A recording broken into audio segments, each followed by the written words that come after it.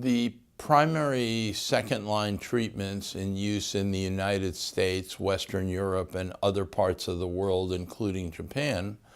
are a thrombopoietin receptor agonist, or a TPO receptor agonist, and a rituximab-based therapy.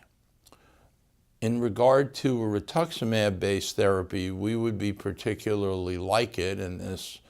is my experience, though we have published data in Hematologica and the American Journal of Hematology in the past 5 years, substantiating that. One person we would use it in,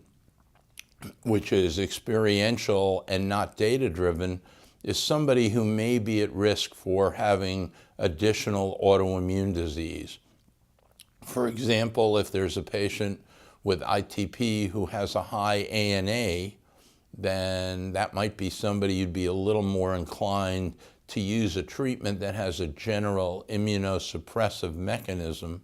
rather than one that just works on the platelets. The other setting where rituximab in combination with dexamethasone is particularly useful in our opinion is when you have a woman with ITP who's had it for less than 1 year. Our data suggests that giving standard dose rituximab and 4 cycles of dexamethasone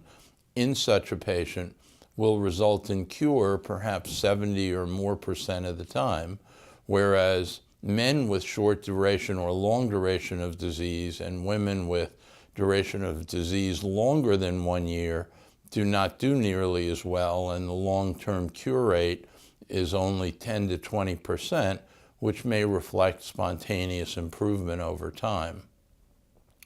So we would use a rituximab-based therapy in a patient with apparent autoimmune disease or in a woman with ITP that's still persistent, i.e. of less than 1 year's duration. TPO-RAs would potentially be used in other patients when you're going to second-line therapy.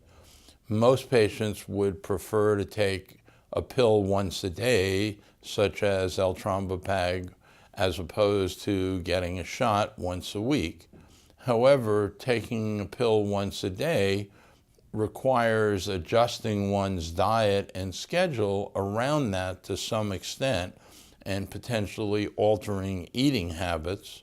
So that can be difficult for some people and has been a reason in our practice why certain patients don't seem to respond to it. Currently in Europe, but not the United States, the patient is allowed to learn to give themselves their own shot of romoplastin at home, and therefore that makes it an easier therapy to use with training, given that it's a little bit hard to measure the dose exactly, and since you're only doing the injection once a week, it's actually not often enough to really keep somebody in good practice.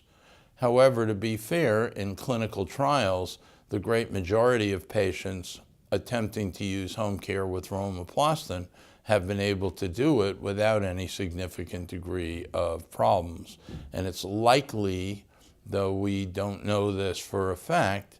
based on publications, for example, from Jim George 2 years ago in a community supportive oncology journal, that eventually in the United States, romoplastin will be licensed for home care.